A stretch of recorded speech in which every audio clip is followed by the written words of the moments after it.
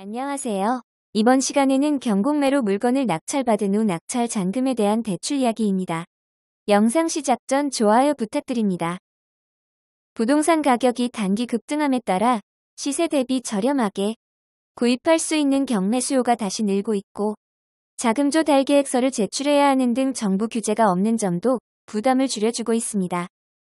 그러나 경락잔금 대출 비율이 주택담보대출 비율과 같은 40% 수준으로 정부 규제를 받다 보니 자금이 부족해 입찰 보증금을 몰수당하는 사례가 증가하고 있습니다.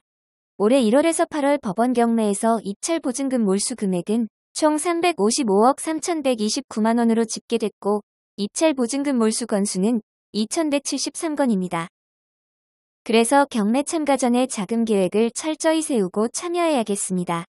경락잔금 대출은 기본적으로는 낙찰가의 80%, 감정가의 70% 중 낮은 금액으로 이뤄지는데, 근래에는 부동산 대출 규제의 영향으로 수도권 지역은 조정 대상 지역, 투기 과열지구 등으로 분류되어 LTV, DTI 제한을 받아 큰 금액 대출이 어려울 수 있으니 주의가 필요합니다.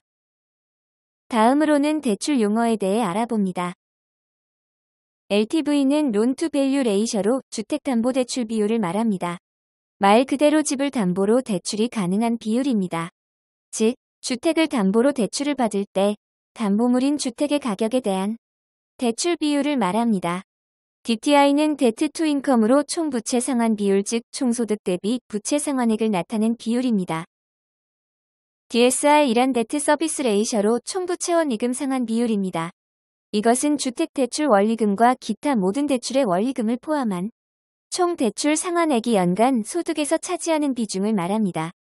즉, 연총 소득에서 매년 갚아야 하는 전체 대출에 대해 원리금 상환액이 차지하는 비율을 말합니다.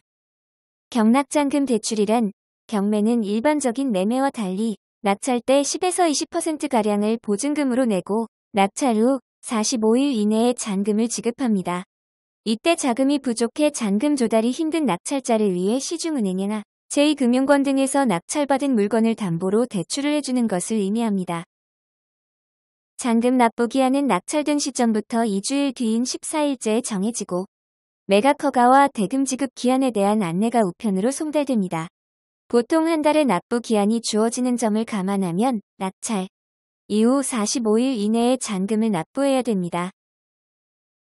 경락잔금 대출을 취급하는 금융기관은 1, 2금융권뿐 아니라 대부업체까지 다양합니다. 금융기관마다 대출 한도와 금리 및 상환 조건 등이 다르기 때문에 상담을 받아보는 것이 좋습니다. 부동산에 대한 대출 규제가 강화된 상황에서는 대출이 불가능하거나 한도가 줄어들 수 있으니 조심해야 됩니다.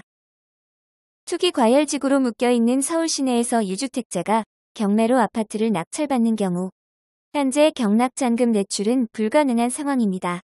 유치권이나 법정지상권 및 예고등기 등 권리상하자가 있거나 낙찰 후 분쟁이 예상되는 특수물건에 대해서는 금융기관들이 대출 심사를 아예 거부할 수 있습니다. 서울 전역 및 수도권 아파트와 주거 용도의 부동산 경락잔금 대출 한도는 일반 매매와 똑같이 규제가 적용됩니다. 대출 규제 지역 내에서 대출하려는 분들은 자신의 여건에 맞는 한도와 조건을 확인한 후 입찰에 참여해야 합니다. 규제 지역의 대출에 대해 알아봅니다. 규제 지역에서 주택 구입을 위한 주택담보대출을 받는 경우 주택 가격과 관계없이 6개월 내 전입이 의무화되었고, 경락잔금 대출도 동일하게 적용됩니다. 조정 대상 지역에서 1주택자의 경우 9억 이하 LTV 50%, DTI 50% 적용하고 6개월 내 기존 주택을 처분하고 전입 의무화되었고, 9억 초과 15억 이하인 경우 9억은 50%, 9억 이상 15억 이하는 30% 적용됩니다. 투기 과열지구 대출의 경우 1주택자의 경우는 9억 이하 LTV 40%, DTI 40% 적용하고 6개월 내 기존 주택을 처분하고 전입을 의무화하였으며, 9억 초과 15억 이하인 경우 9억은 40%, 9억 이상 15억 이하는 20% 적용됩니다. 다음으로 비규제 지역 대출에 대해 알아보겠습니다. LTV 70%에서 대출이 실행되고 KB 시세 60%입니다.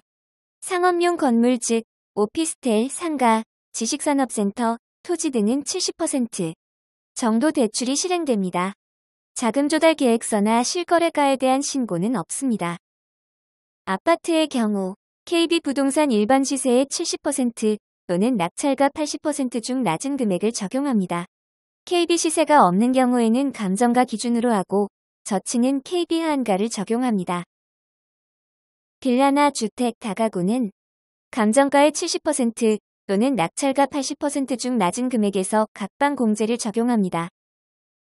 꼬마 빌딩은 주택수와 상가의 비율을 대조해서 대출이 실행됩니다. 주택이 3개층이고 근생이 1개층일 경우 주택으로 판단하여 잔금 대출 실행이 안 됩니다. 근생이 3개층, 주택이 1개층일 경우 대출 실행. 그림은 최우선 변제금 일람표입니다. 예시로 실제 대출금이 3억 3,700만 원이고 서울 지역일 경우를 가정한다면 3억 3,700만 원 빼기 최우선 변제금 3,700만 원으로 결과적으로 3억만 대출이 실행됩니다. 주의가 필요합니다. 아파트의 경우 소액 임차인 1명만 방 빼기를 진행하나 단독주택이나 다가구 주택의 경우는 방 개수만큼 차감됩니다. 경락잔금 대출의 이율은 1금융권은 2.5%에서 3.5%, 2금융권은 7%에서 8% 사이에서 책정됩니다. 지역이 투기지역, 두정지역, 비규제 지역인지에 따라 LTV 적용 대출 금액이 달라지고 대출자의 소득 금액에 따라 DTI가 정해져서 대출 금액이 정해집니다.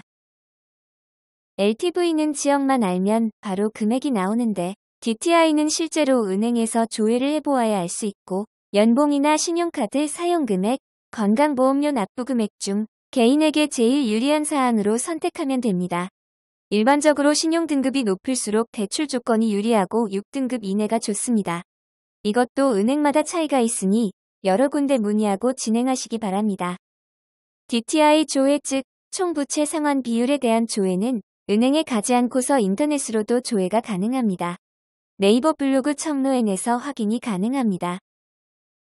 경락잔금 대출 시 필요 서류로는 입찰보증금 영수증, 매각허 가결정문, 낙찰대금 지급기한 통지서, 주민등록등본 및 원초본, 인감도장 및 인감증명서 등이 있고 1번과 2번은 은행별로 차이가 있고 3번에서 8번은 공통사항입니다.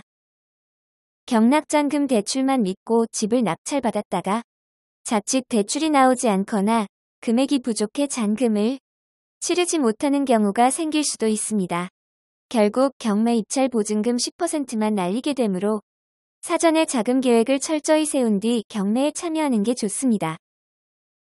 감사합니다.